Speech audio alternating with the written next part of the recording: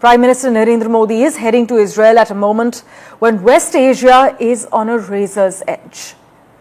The region is witnessing intensifying US-Iran tensions, continuing devastation in Gaza and mounting legal and diplomatic pressure as far as the Israeli Prime Minister is concerned. And there you can see visuals of the Prime Minister departing for Israel for this crucial state visit. In fact, Narendra Modi issued a departure statement ahead of his state visit to Israel, describing Benjamin Netanyahu as a dear friend and calling the India-Israel partnership robust.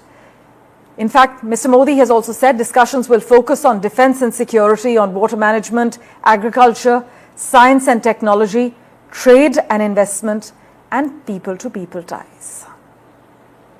The generic language, as far as his departure statement is concerned, is warm. The framing, you must note, is forward-looking, and the emphasis is on resilience, on innovation. But you cannot ignore the fact that this visit unfolds at a time when Israel faces intense global scrutiny.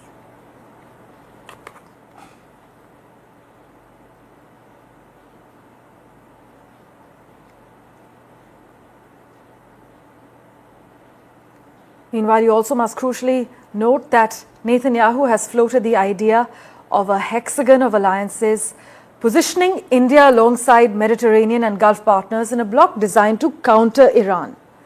That framing, as you know, carries diplomatic weight. It suggests India is being projected as a pillar in a new regional security architecture, but finer questions and details remain. The question is whether New Delhi intends to occupy that role.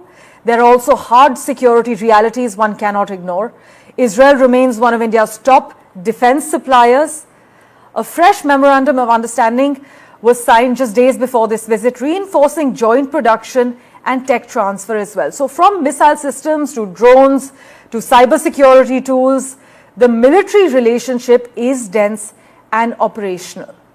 And connectivity ambitions are also another variable, because the India-Middle East-Europe economic corridor that was announced with great fanfare a few years ago, that runs through a geography now destabilized by conflict. So this visit is at the intersection of defense dependency, energy vulnerability, diaspora security, legal scrutiny of Israel as well, and India's historical support for Palestinian statehood as well.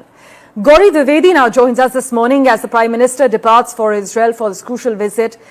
Gauri, to begin with, what concrete agreements are expected to be signed during this visit? Take us to the top focus, particularly in defense and joint production. Are we going to see new platforms or upgrades that deepen India's operational dependence on Israel? So a couple of things that are very important, Parmeshwar, to highlight. First and foremost, this is a visit that comes at a time of great upheaval in the region and globally as well. So to that extent, this visit comes at a time when the entire Middle East region is seeing a lot of upheaval. There are tensions that have been rising in the entire region. Of course, it doesn't impact India directly, but this visit is coming at that particular juncture when the Iran and US tensions have been rising, and Israel directly gets impacted the moment there are any tensions in that region.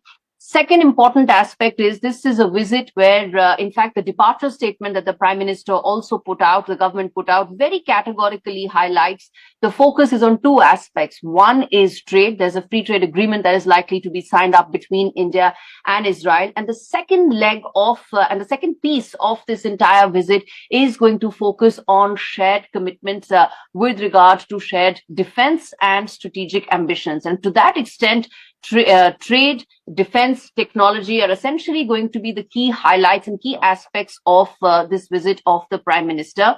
The fact that he will be the first Indian Prime Minister to be addressing the Israeli Parliament is extremely significant, because both the messaging, the timing, the optics, all of it come together for this visit to be so significant.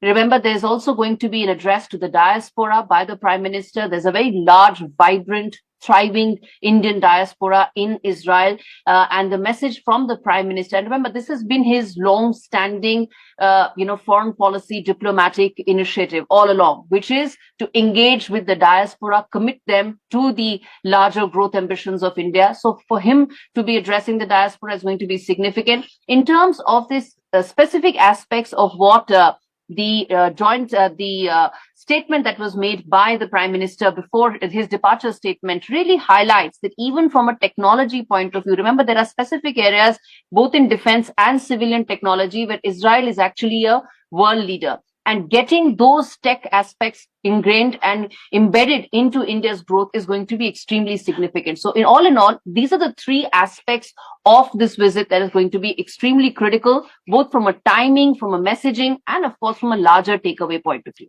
Indeed, as Gauri is reporting, Prime Minister Narendra Modi has departed for Israel on a state visit that comes at a fraught geopolitical moment. Meanwhile, Gauri, how is New Delhi navigating the optics of meeting Netanyahu while the International Criminal Court warrants remain in force and there's intense global scrutiny?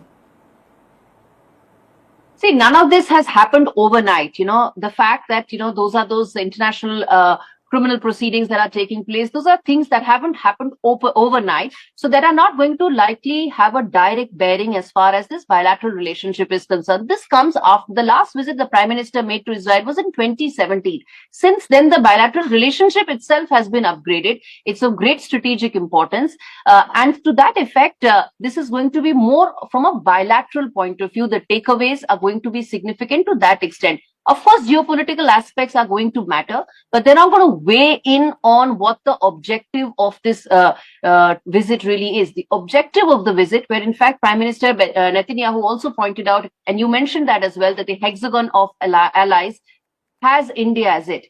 It is because of the India-Israel trade and defense partnership. And I think that is going to be the single biggest piece of it. The India-Israel Free Trade Pact, also coming at a time of great global trade upheaval. So that is going to be extremely significant. In civilian technology, let me tell our viewers that Israel is actually a world leader when it comes to water conservation, ensuring that, agriculture gets cutting edge technology. Those are going to be aspects that are going to be extremely critical in this visit. And the third piece, again, what the Prime Minister's message is to the Israeli parliament, I think that is going to be historic, not just about day to day, not just about today, but the messaging that India, the world's largest democracy, gives to the Israeli parliament. I think that's going to be extremely significant and the larger takeaway of this visit.